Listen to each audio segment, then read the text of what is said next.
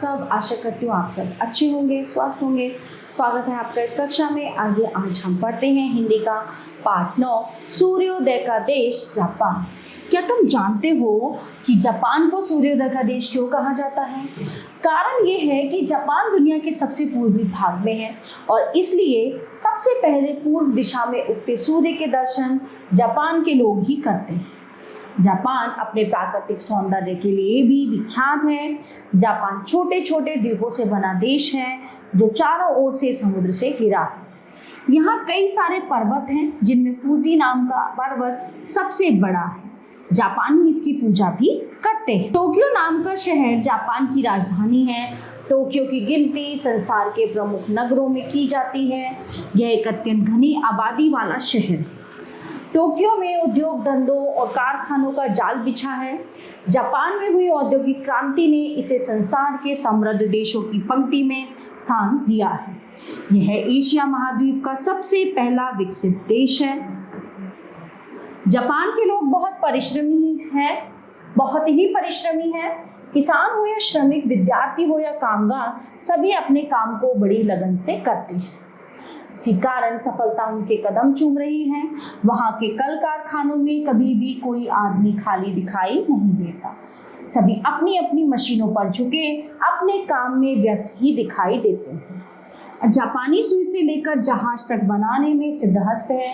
यही कारण है कि विश्व बाजार में जापान की कंपनियों की गिनती उत्तम गुणवत्ता के लिए होती है। जापान में बुलेट ट्रेन चलती है जिनकी गति संसार की सबसे तीव्र रेलगाड़ियों में है। इन रेलगाड़ियों को आधुनिक सुविधाओं से सज्जित किया गया है। पृथ्वी के ऊपर ही नहीं, पृथ्वी के नीचे भी भूमिगत रेलगाड़ियां फर्राटे से उड़ती हुई सी दिखाई देती।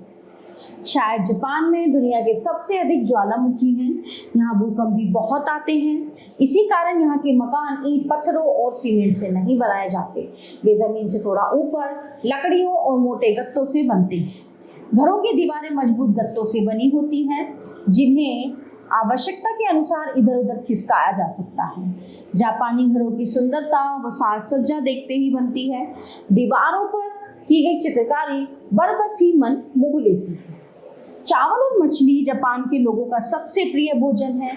चॉपस्टिक या लकड़ी की तीलियों से उठा कर चावल और मछली खाने में उनकी फुर्ती का जवाब नहीं। एक भी चावल इधर उधर नहीं गिरता। जापानी लोग फल और सब्जियां भी बड़े चाव से खाते हैं।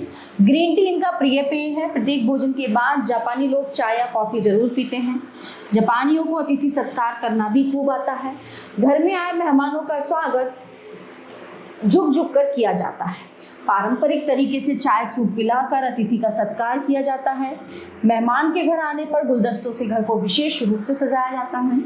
जापानियों के अंदर अपने देश के सम्मान को लेकर बहुत सजगता है। किसी भी विदेशी के मुख से वे जापान की बुराई नहीं सुन सकते। एक बार स्वामी रामतीर्थ जापान की यात्रा पर गए। उन दिनों केवल फल ही उनका भोजन था। एक दिन उन्हें खाने को अच्छे फल नहीं मिल सके। उनके मुंह से निकल गया, जापान में अच्छे फल नहीं मिलते। एक जापानी युवक प्लेटफॉर्म पर खड़ा उनकी बात सुन रहा था। वो दौड़कर गया और एक टोकरी में भरकर कहीं से तुरंत ताजे फल ले आया। उसने स्वामी जी को फल भेंट किए और कहा, लीजिए, आपको ताजे फलों की आवश्यकता थी।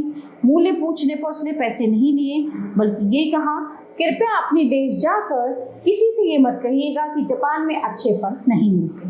जरा सोचिए, उस युवक में अपने देश के लिए कितना सम्मान था। जापान त्योहारों का भी देश है। वर्ष का कोई महीना ऐसा नहीं होता जब जापान में कोई ना कोई त्योहार न मनता। नव वर्ष का स्वागत तो जापानी बहुत उल्लास से करते हैं।